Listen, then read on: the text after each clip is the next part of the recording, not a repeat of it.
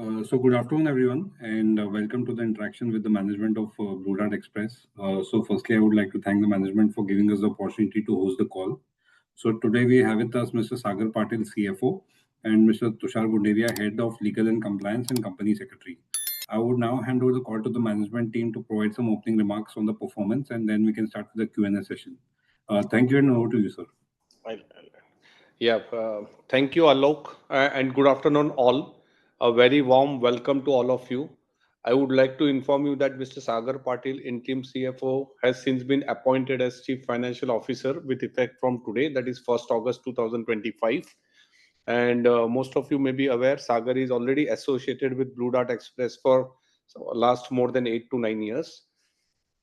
As you are aware, the Board of Directors of the company in its meeting held on 29th July 2025 approved the financial results of the company for the quarter ended 30th June 2025, and the company declared the financial results for the quarter ended 30th June 2025, wherein the company posted revenue from operations of rupees 14,419 million and profit after tax of rupees 469 million for the quarter ended 30th June 2025.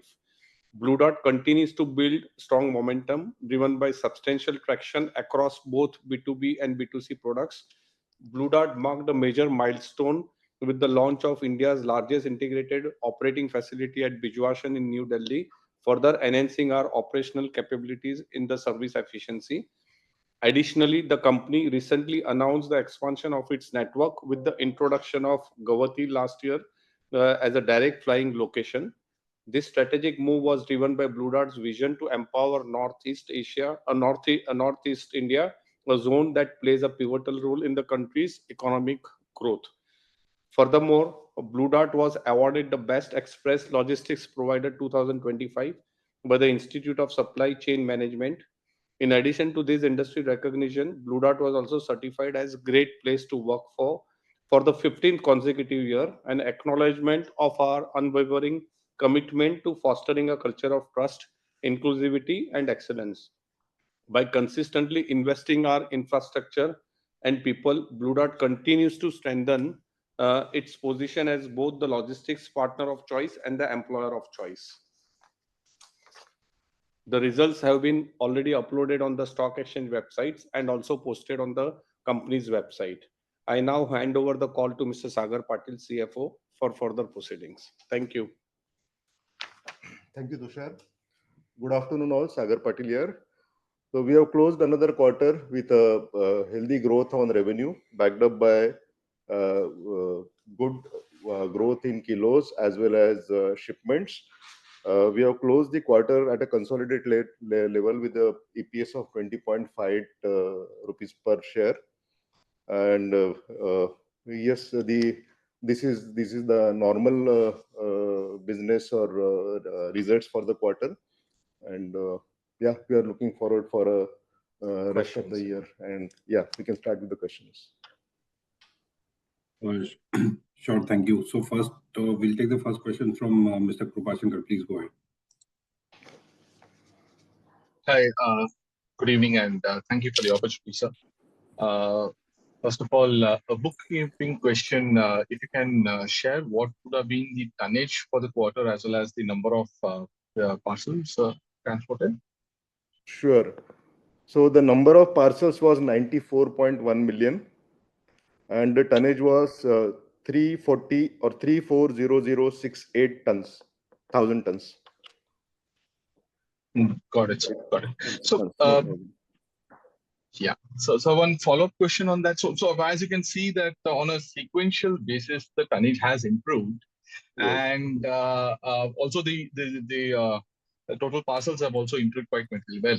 But if you look at the margins, the decline has been quite sharp. What was around on a consolidated basis about 15%, and on a standalone basis about 8 to 9% has dropped to about 7% and so close to 13.5%. So just wanted to get some sense on what are the key reasons why the margins are weaker, and is there any one-off related costs in this profitability what you have reported?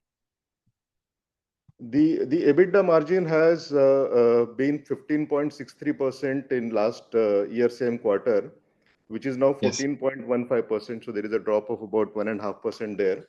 No Right. one-off, but what we see, and also all the products are trending the trajectory. What we see is more of a change in the product or the customer mix. Some products going faster. As you can see, also last couple of quarters, we have been growing faster in kilos as compared to the growth rate in shipment. So we see a heavier parcels coming more. So with the heavier parcels, the element of, I would say, the freight as we see goes higher as compared to the service when it comes to the smaller parcels. So we see that shift typically. So there is no major business loss or gain for any specific customers. I mean, beyond the materiality threshold. However, we see that shift happening within the customer and the product or the lane mix that we see, weight mix as well. Yes, it's a complex network with multiple locations, multiple modes that we operate in. So sometimes the customer mix may cause a percent here and there in terms of the profitability as it derives. So yeah, other than that, there is no one-off that has impacted this quarter. Understood, sir. So nothing to do with the recently commissioned facility in Delhi. Because there should be some ramp up cost attached with it. So is that something which is potentially dragging your margins until the ramp up reaches an optimal level? That's not a reason? That's not the reason. I mean, yes, there is a new investment that has come in, but in the overall scenario, it is not as significant as it will impact the margin as a percentage, I Understood. would say. Yeah. Understood. One more question which I had was with respect to growth, what we would have reported on the B2B as well as B2C. If you can share that, that would be really helpful.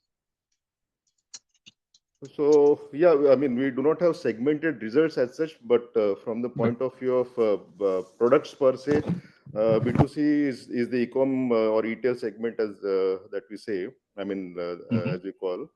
See, Yeah. growth is largely driven by both in B2B as well as B2C. But yeah, B2B also includes products like air, parcel, or documents. In B2C, we see revenue growth of about 20%, and in B2B, it's about 2.4% for the quarter. Oh, that's quite material. I think, but in the previous comment, you also mentioned that there is a higher growth in heavier shipment parcels as well. This is on a Yes, YOY basis we are talking about, right, sir? yes. So we are getting higher portion of heavier shipments in B2C as well. Is that understanding correct? Uh, Within B2C, if you look at it, there is no significant change in the kilos per shipment profile in our both ground as well as air segment of retail.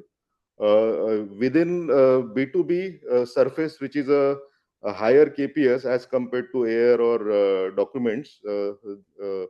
So that is where the KPS would go up. But as far as B2C is concerned, there is no significant change in the profile. Got it.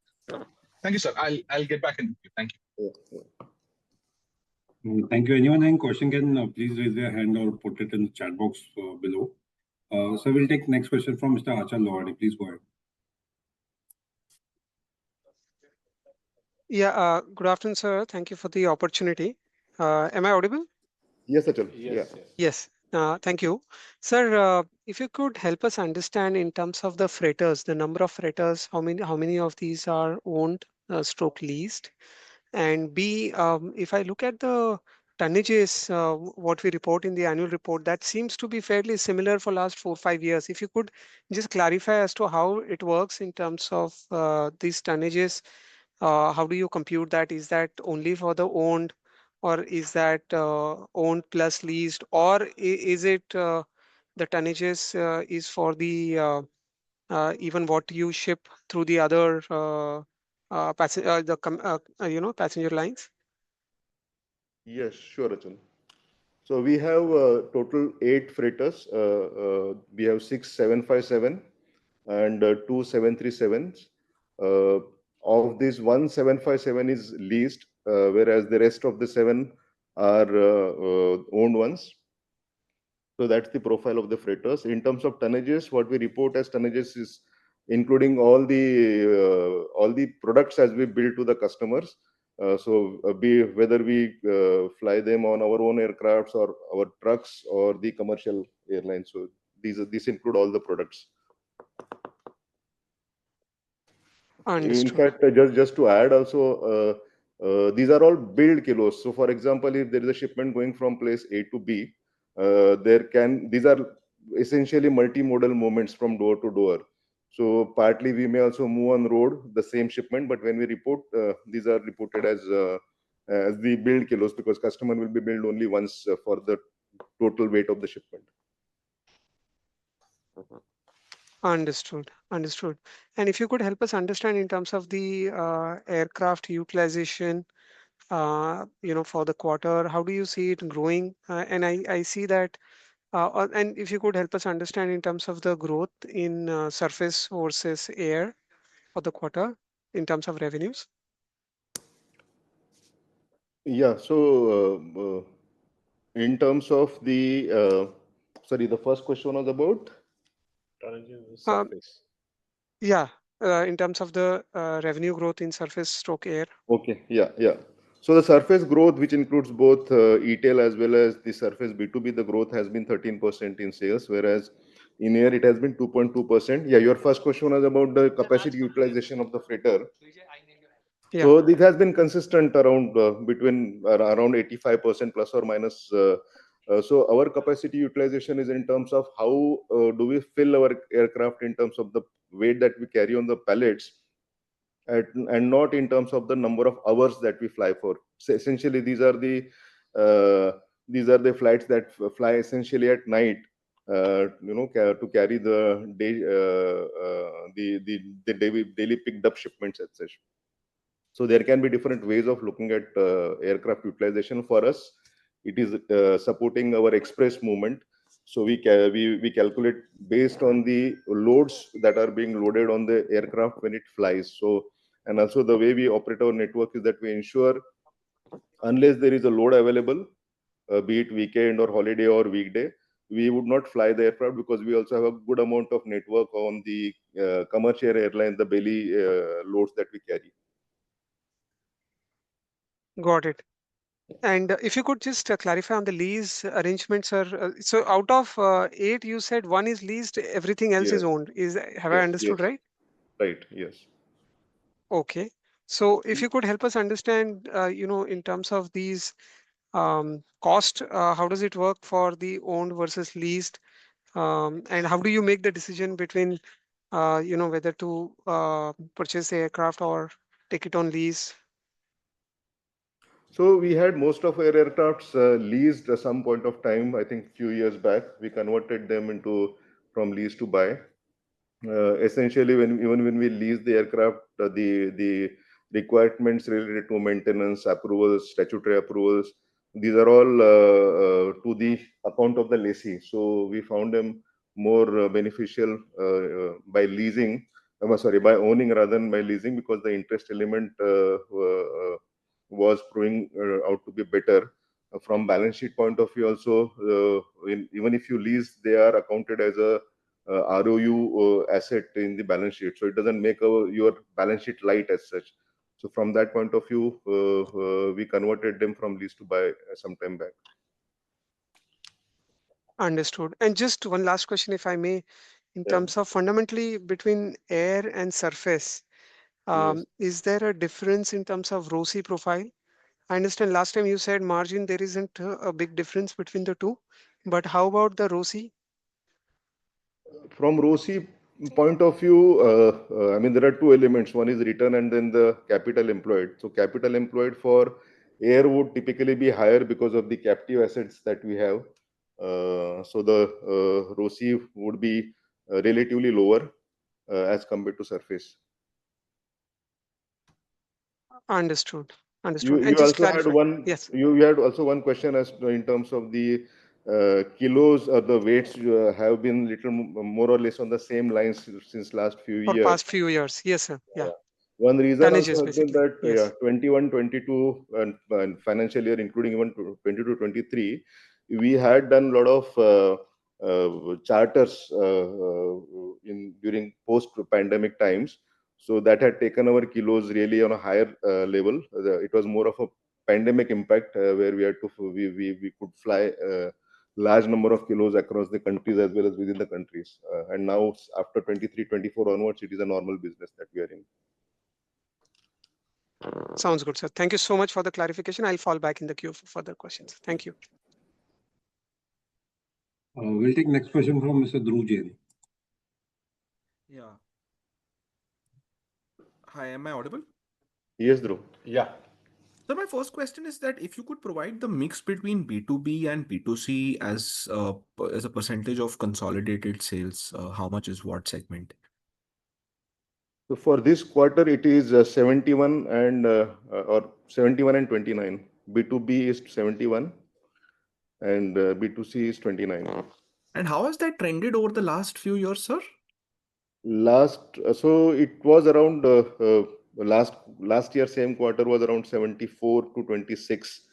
So we have seen the share of B2C going up, but it was around the same between 70s and 30s in the earlier quarters as such. So, Now and we sir, see, yeah.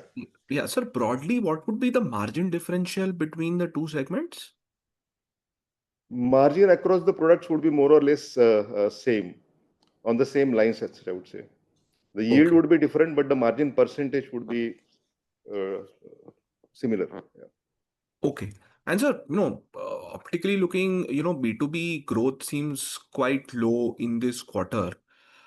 So just wanted to understand how should we think about this segment's growth over the next, say, 2 to 3 years, and why such a smaller number in terms of growth in this quarter? So we would have plans to grow the B2B business as well, especially driven by the surface. On air, we have captive capacity, and it is also optimally utilized unless we have opportunities for doing day flights, either for charters or.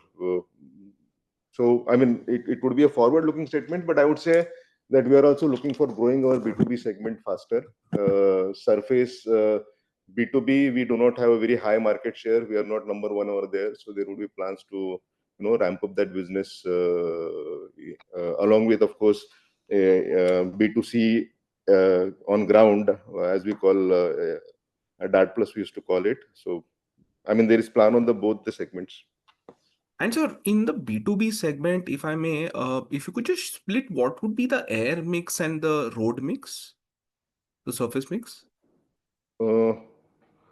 Air would be slightly higher in terms of revenue. So 71 may include about maybe 35% of air and no, close to 40% would be air and 30% would be surface. Got it, sir. Thank you so much, and all the best. Thank you, Dhruv. Yeah, sir, we have one question in the chat box. So the first is on the margin side. So margin actually had come down in the quarter if you look at the standalone basis. What's the view ahead? Or should it improve from here on, or any color you can throw on the margin side? Yeah, I mean, without making a forward-looking statement, but yes, there is also seasonality that comes in, wherein we have a second half characterized by the peak loads that come in. So the focus in first half is typically to maintain and plan for maintaining the service quality when the peak volumes come in. So yeah, we would be working towards improving the margin, but this is a normal business that we have had in this quarter, and yeah, the effort will be to improve the margins. Sure. We'll take next question from Mr. Nirmal. Please go ahead. Hello, am I audible? Yes, Nirmal. Thank you for the opportunity. Sir, you mentioned in one of the responses that a fall in EBITDA No, was you are not quite audible. There is up and down in your voice. uh,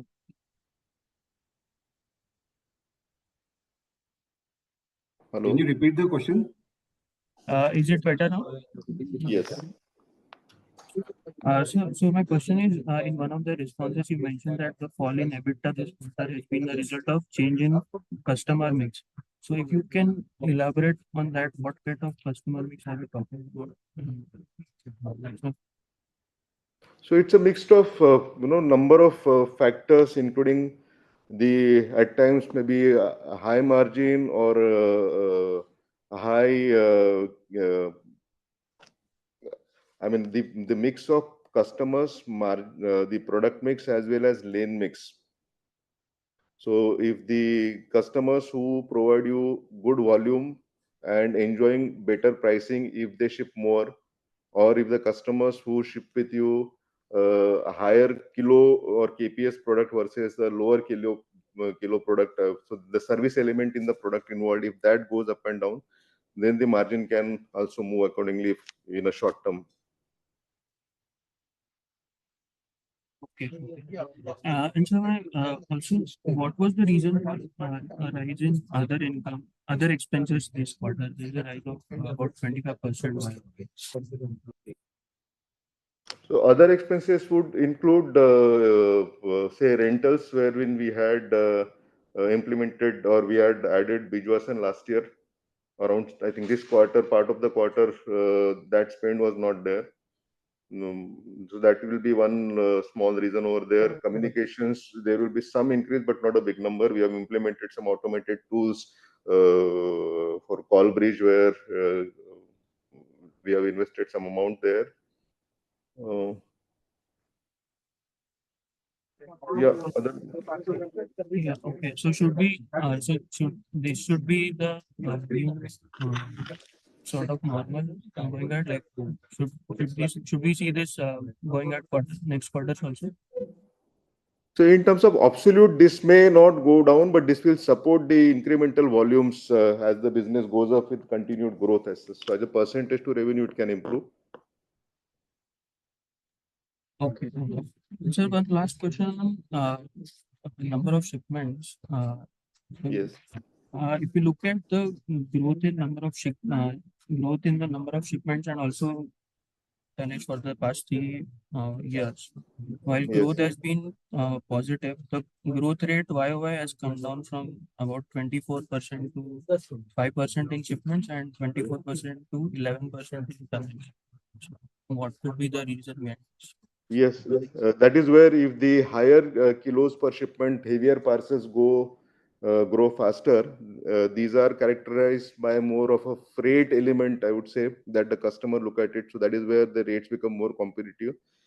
Whereas the smaller, lighter shipments would have more of a service component from a door-to-door, efficient, timely delivery point of view. So that is where the value perceived and paid for by the customers would be higher for a lighter shipment. So if your kilos go faster as compared to shipments in a given period, there can be some dilution in the margin. Again, depending on, along with that comes the lane mix, customer mix, etc. Oh, thank you so much. I'll call back. We'll take next question from Mr. Anshul Agrawal. Please go ahead. Hi, thank you for the opportunity. One clarification, sir. What is our B2B and B2C growth numbers for the current quarter, Y and Y? I missed that number. Yeah, so for B2B, the revenue growth was 2.4% and B2C was 20.2% in revenue. Okay. Got it. I understand that, we don't break down our revenues in terms of air and surface. But in general understanding, would B2C see a larger share of surface, or is it more restricted towards air only? So the share of air has been more in B2C, but our ground B2C also in fact has been the growth driver. So the share of ground has been also growing. The ratio is between now 16:11 between air and ground on B2C in revenue. Okay, so just the way you suggested that 40-30% is the breakup of B2B in air and surface. In B2C it is 16 and 11. I didn't. Is that correct? Yes, that's the ratio. Yeah. Got it. The second question was in terms of understanding, sir. When you mentioned that when kilos grow faster than shipments, Yes. wouldn't that also imply that when surface grows faster than air? Because I would suspect the lighter shipments go via air versus the heavier freight goes via surface. Would that understanding be correct?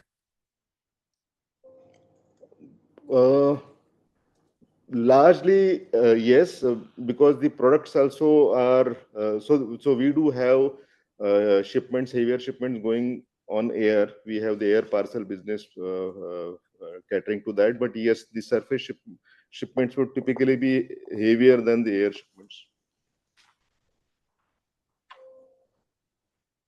Got it. That's it from my end. Thank you. Yeah, thanks. We'll take next question from Ankita. Please go ahead. Hi, thank you. Sir, we were doing investment in our ground network. So largely, the focus here is to handle more B2B parcels or B2C parcels.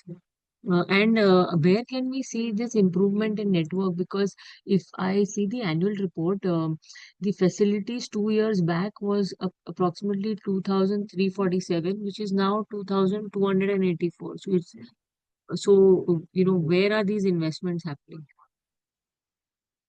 So largely, the investments also happen by consolidating smaller facilities, and that is what we have done in Bijwasan last year for air come ETEL facility. Even what we are doing now for ground facilities, also consolidation of about 10 facilities.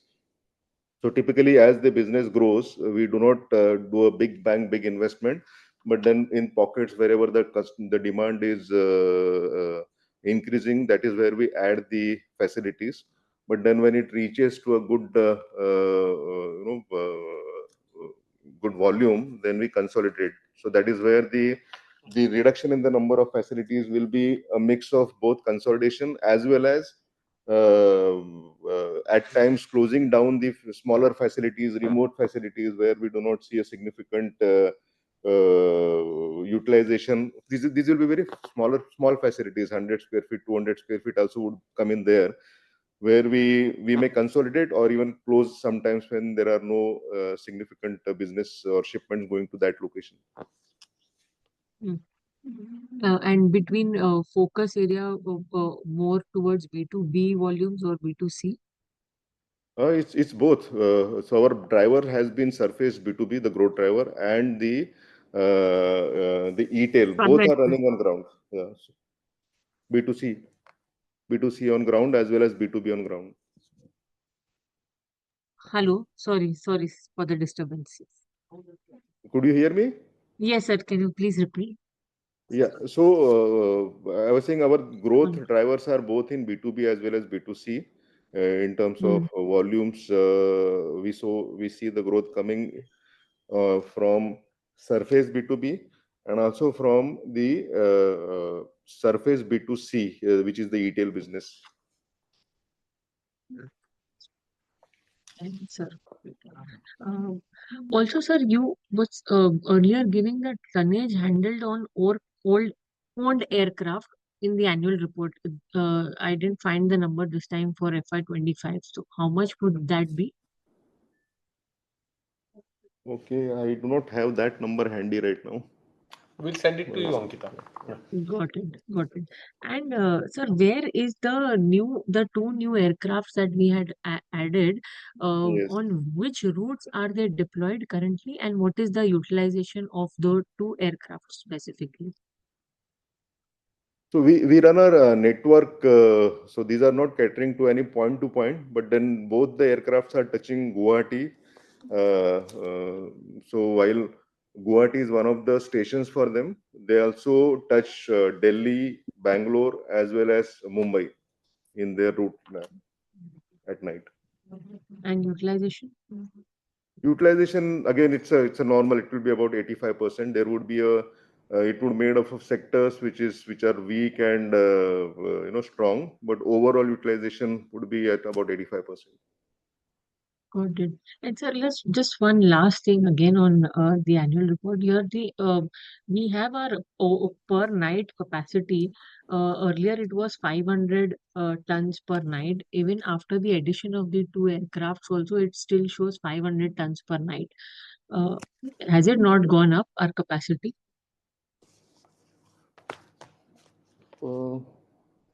You are comparing 500 from which year we have mentioned in annual report? Sir, I have numbers. Since FY18, this number is showing 500 tons per night till FY25 annual report. We'll check. We'll check and come back to you, Ankita. And sir, last one, if we say that our profitability both on the B2B and B2C segment in percentage term, the profit markup on both the segments is similar, Yes. then why change in mix is impacting margins? So when you look at the profitability, we have a network that is interconnected when it comes to products. So these smaller parcels will have a same first mile and last mile, uh, but it will get mixed up with the middle mile whether it is air or ground, depending on whether it is going on air or ground. So there would be some allocations in play, especially when your ground is growing faster as compared to air. The variable margin on the air, because there is a largely fixed capacity, will be relatively lower as compared to ground. So I'm talking about variable margin, not the actual margin as such. So when the business grows and when it goes more on ground in a quarter, then there can be at an overall level, the margin can grow slower or it can be lower as compared to the earlier quarter as such. So, but at the same time, having said that, air is a limited resource. We are the only freighters who are consistently flying aircraft on a daily basis. So there can be so with the same capacity and with the business volumes growing, there can be a better possibility of getting better yields over there. So that again opens up an opportunity when we look at the movement in margins happening. So as a business, we keep on looking at what mix of products or mix or customer mix or the lane mix that is being flied, and work towards reaching to a better number of yield, improving the margins at an overall level. So I understood this on the ground and air side, but Yes. on the B2B parcels and B2C parcels, if there is, is the profitability even on the B2B parcels and Yes. B2C parcels also has this variability, like the way you said, between ground and air? And if that is the case, which one is better for you in terms of profitability? Is it B2B parcels, which are higher weight parcels, or is it B2C, which are low weight parcels? Which yields better profitability? Even in case of B2B and B2C, depending on, at a standalone level of or a static level of margins, they are comparable, not very different than each other. But depending on which the variability in the volume, so if your ground grows faster, it grows along with the variable cost. So in a quarter, if the air is not growing as fast as ground, the impact of variable margin would be less beneficial in that quarter as such. Got it. So, effectively, basically, it is not the type of shipment, whether it's B2B, B2C, it is more mode of the movement of the cargo, which impacts the margins. Yes, Am I yes, correct? yes. The variability would be Yes. more on a air where we have a largely fixed kind of network, though it is optimally utilized. but at the same time, the incremental volumes coming in on a variable but lower cost commercial airline over there will yield more margins for the air product. Got it. Got it. Got it. Okay, sir. That's it from my side. Thank you. I'll get back in the queue. Yes, sir. Just one question is there in the chat box. Any color on the volume growth for this year as well as next year? Sorry, couldn't get you. Any color on the volume growth, trajectory for this year and next year? Maybe it would be a forward-looking, so we will not be able to comment. There will be seasonality, and there will be, of course, running growth that is happening, and we'll, of course, as management, will try to improve the numbers, but no view from the company point of view. Sure. And just one more question is there on the capacity utilization. If you can just provide some capacity utilization on the new aircrafts and how where it has reached and what's any sense on the existing aircrafts as well.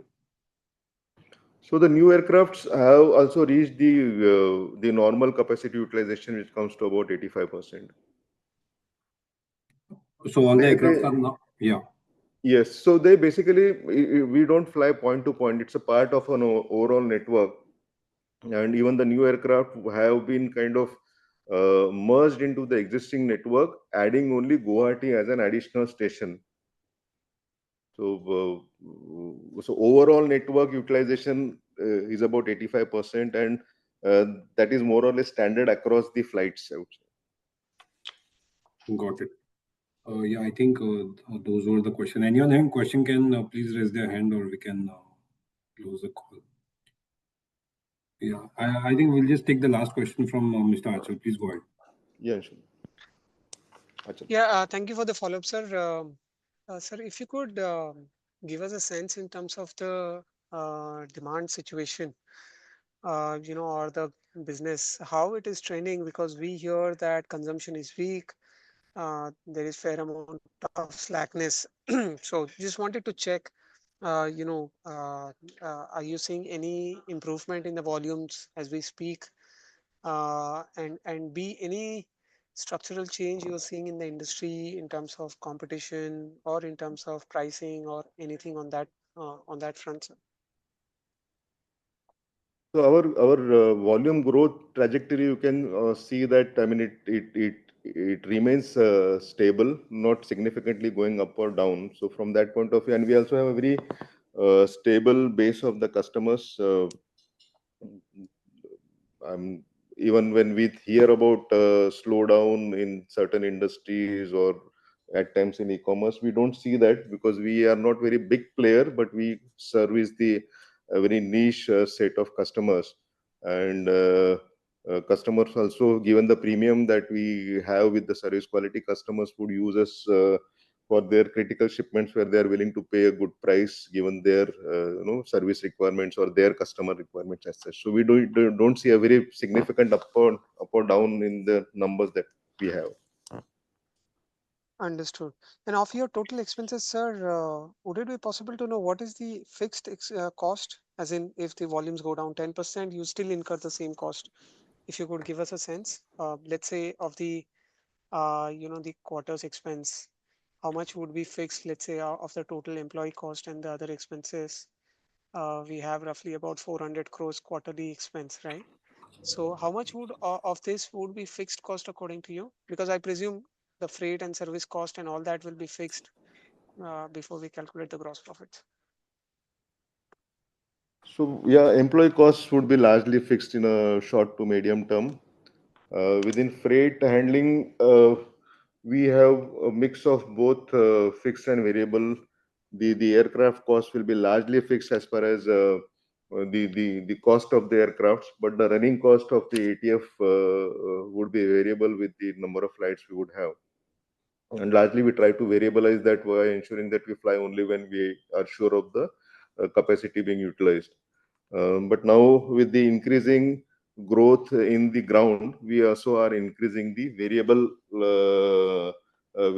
costs for the middle mile. Last mile also, largely our deliveries are outsourced with our vendor, with our partners, which will have 50-50 variable and fixed element. So it's a mix. If you ask me at a quarter level, looking at the expenses, how much will be variable and how much will be fixed, it would be close to 50-50. That's a 50% would be massive variable. operating leverage actually if the growth picks up. Yeah. If the growth is substantial, let's say a double-digit growth, you Yes. can have a reasonably large delta on the margin. Is that understanding right then in that case? Yes, that is one yes and no, because with the capacities being largely optimally utilized, we also cannot add a very big volume, because the capacities are all across. They are not only Okay, and fixed cost is a the very fleet, large but also number, right? facilities. Yeah. Sorry, I couldn't hear you, sir. Yeah, so the first mile, last mile capacities would take time to ramp up, be it facilities or even manpower for pickup and delivery. So we need to really, when peak season also happens, we start ramping up the capacities which are variable.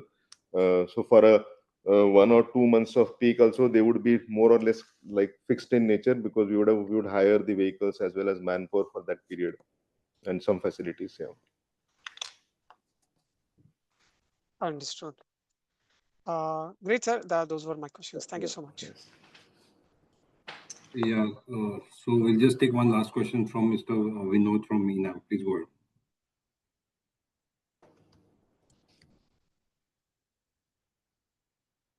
Hello, Vinod. You're on mute. Yeah, Vinod, you are on the mute.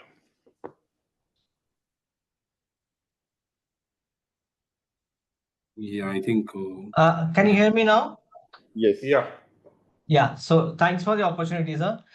This is such a, I mean, I'd like to hear the strategy question. Like, how does Blue Dart plan to strategically balance its focus on expanding the market share, especially, let's say, particularly in the surface segment where the competition is growing much faster, while simultaneously driving the margin recovery as well in the coming years through operational efficiency as well as the premium service differentiation? Yes, so our prime focus is always on service differentiation, the service quality. While we also work towards increasing the volumes, the market share, that is without giving up on the margin. Yes, it's a mix of different products with different variability, with margins going up and down with the increasing volumes, depending on the customer mix as well as the product mix. But the prime motto is to have that differentiated service, which will help us to grow without giving up the profitability. I hope strategically that is how we look at Profitable moving revenue forward. is the key. Yes. Okay. So basically, you don't want to sacrifice just for the sake of increasing the volumes. Yeah. That's right. Yes. Fine. Thank you, sir. Thank you, Vinod. So we are done with the questions. So, sir, any closing comments from the team? Then we can close the call.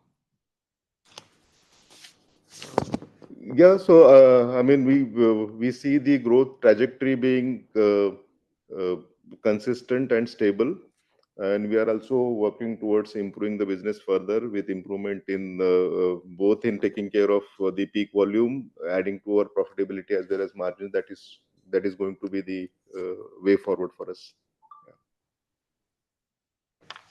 Sure. So thanks everyone for joining in, and once again, thank you to the management of Blue Dart for giving us the opportunity to host the call. Thank you everyone. Yeah. Thank you all. Thank you, Alok, for organizing. Thank you. Thank you. Thank you. Yeah.